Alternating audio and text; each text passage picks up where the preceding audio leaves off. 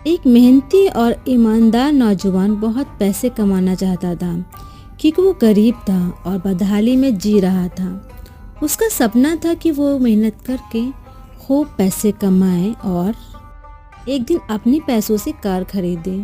जब भी वो किसी कार को देखता तो उसे अपनी कार खरीदने का मन करता। कुछ साल बाद उसकी अच्छी नौकरी लग गई, उसकी शादी भी हो गई और कुछ ही वर्षों में उसे एक बेटा भी हो गया। सब कुछ ठीक चल रहा था, पर फिर भी उसे एक दुख सताता था कि उसके पास उसकी अपनी कार नहीं थी। धीरे धीरे उसने पैसे जोड़े और एक कार खरीद ली। कार खरीदने का उसका सपना पूरा हो चुका था और इससे वो बहुत खुश था। वो कार की बहुत अच्छी तरह से देखभाल करता था और उसे पूरे शान शौकत के साथ घूमता था। एक दिन रविवार को वो अपनी कार को रगड़ रगड़ के धो रहा था, यहाँ तक कि गाड़ी के टायरों को भी चमका रहा था।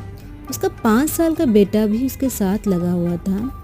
बेटा भी पिता के आगे पीछे घूम घूम कर कार को साफ होते हुए देख रहा था। कार धोते धोते अचानक उस आदमी ने देखा कि उसका बेटा कार के बोनट पर किसी चीज से खुरच खुरच कर उस पर कुछ लिख रहा है। ये देखते ही उसे बहुत गुस्सा आया। वो अपने बेटे को पीटने लगा। उसने उसे इतनी जोर से पीटा कि उसके बेटे के हाथ की एक उंगली भी टूट गई।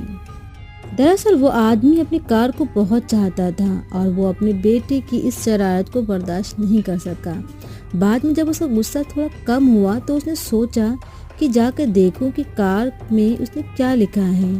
कार के पास जाकर देखने पर उसके होश उड़ गए।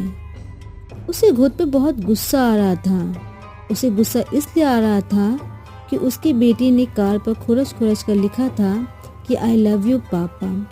ये कहानी हमें ये सिखाती है कि के बारे में कोई गलत राय रखने से पहले या गलत फैसला लेने से पहले हमें ये ज़रूर सोच लेना चाहिए कि उस व्यक्ति ने ये काम किस नीयत से किया है।